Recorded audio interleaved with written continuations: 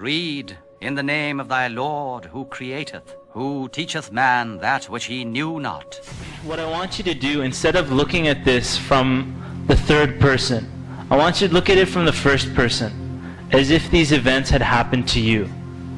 As if the events had happened to you. So when I say that this such and such happened, what I want you to imagine is if it had happened to you. Alright? And so the Prophet ﷺ was born. And immediately after that his father died. And so the Prophet ﷺ grew up with no father. He was raised by his mother.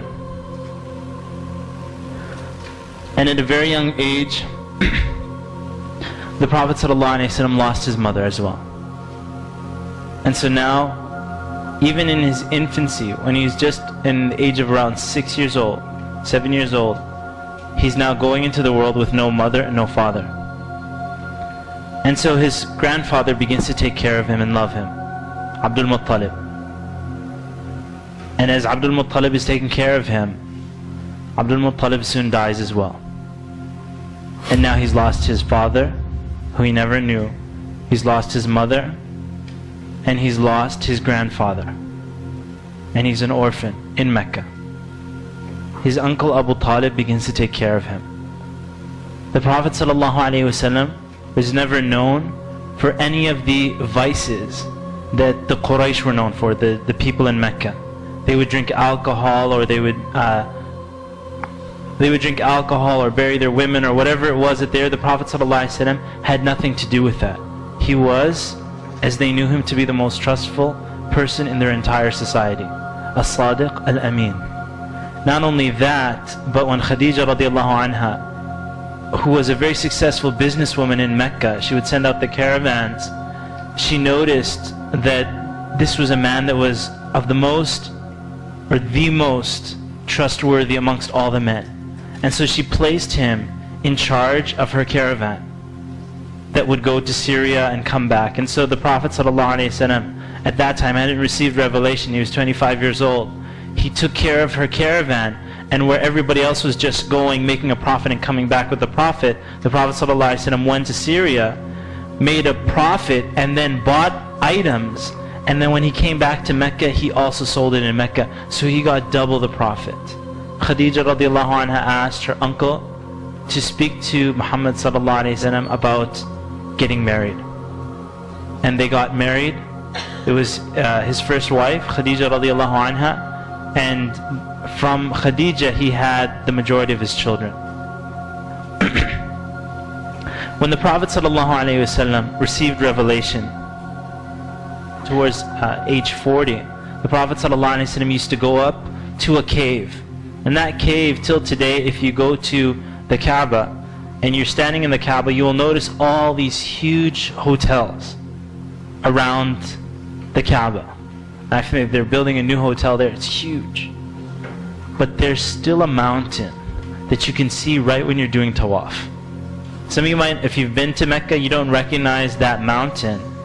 But there's a huge mountain in the distance that isn't covered by hotels. And from the courtyard of the Kaaba, you can see it. That's Ghari Hira. That's the cave of Hira. And that's where the Prophet ﷺ, it's an extremely difficult climb. Right? If you're thinking, yeah, I want to go visit there, it's maybe an hour walk upwards. It's extremely high, bigger than those high hotels. The Prophet ﷺ used to go there and worship at Tahannuth. And you'll see this in Sahih Bukhari. It's one of the first hadiths. The Prophet ﷺ, he loved to go up into the cave of Hira and contemplate the situation that his people and humanity was in, and the vices that were happening, and so on. And on that mountain, the Prophet ﷺ, you can imagine the fear that comes to a person when you're just alone in a cave on the top of a mountain, and then a man appears. And then the man is telling him to read.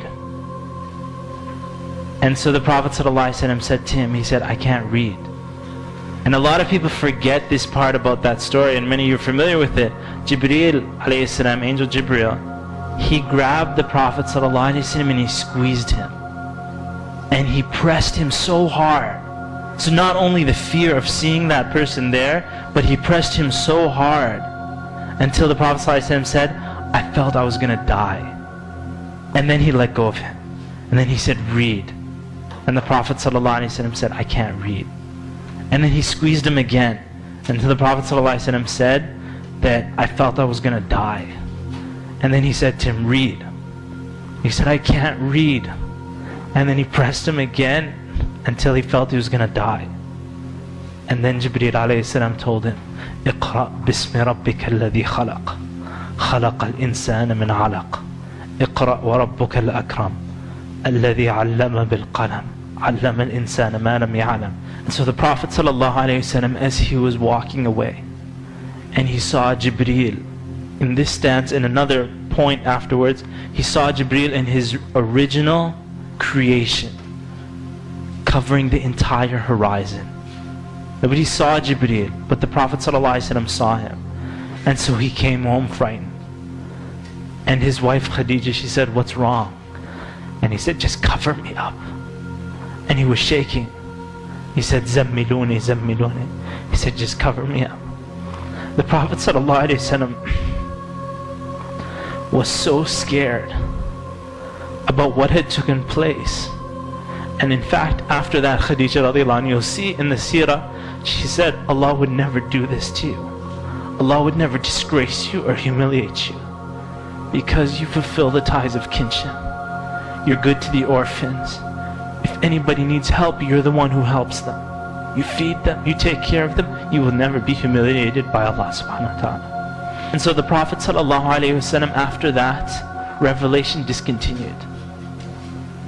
You will see that for many months, Jibreel didn't come back until he felt that Allah was angry with him.